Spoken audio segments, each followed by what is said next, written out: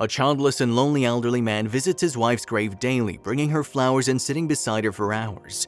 One day he happens to meet an unfamiliar young lady there who calls his wife Mommy, and he's startled to say the least. Albert placed his late wife's favorite lilies against her gravestone and gently ran his fingers on a name engraved on it, in memory of Carol, beloved wife of Albert. "How are you doing, darling?" Albert asked her as he sat down on the prickly grass. "Isn't the weather lovely today?" In the sodium gleam of the sun on the slightly chilly morning, Albert was visiting his wife Carol, again to spend some time with her. He'd been doing that for as long as he could remember. That day, Albert spent the whole morning and afternoon with Carol before leaving her with a promise that he'd revisit her the next day. When he turned around to look at her after walking a short distance away from her, he noticed a young woman approaching Carol's grave. His heart skipped a beat when he heard her say Mom. Albert and Carol's love story had been a simple yet romantic one. They'd married barefoot on a beach and hadn't told their families about it. Carol was a teacher and Albert was a lawyer. Neither of them had a special someone before they met, which is probably why something sparked between them instantly when they met at a friend's party in Georgia.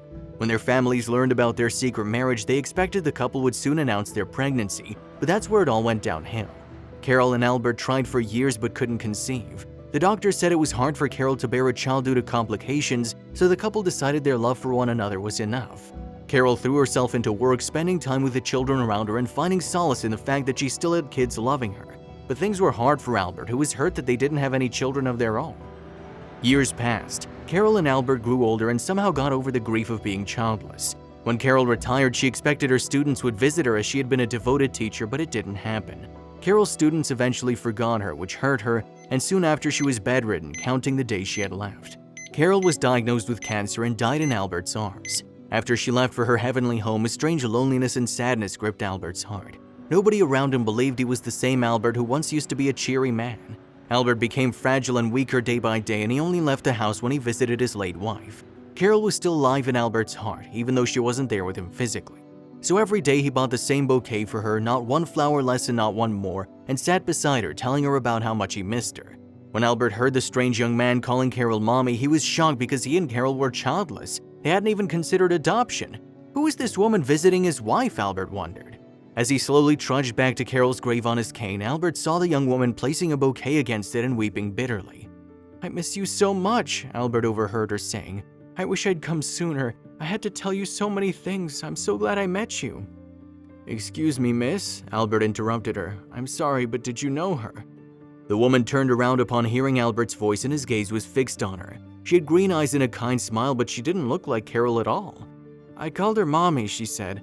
"Miss Fitzwilliam was all I had when I was a little child. She was an amazing woman." "I'm April. Are you here to visit her?" she asked him. "Oh, well, I'm her husband, young lady, but I don't seem to remember you," Albert introduced himself. "As far as my memory can recollect, I don't think Carol ever mentioned any April to me."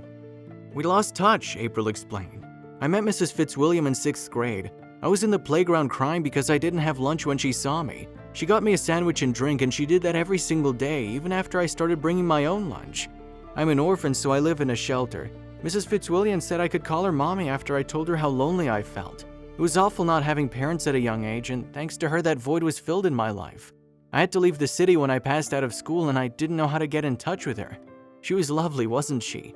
"The best," said Albert with a small smile. "If she had told me about you then, I would have adopted you, honey. We didn't have children and I always wanted one, but Carol was hurt that she couldn't conceive, so she just moved on with the fact that God didn't want us to have kids." April smiled. "Looks like you loved her very much, Mr. Fitzwilliam."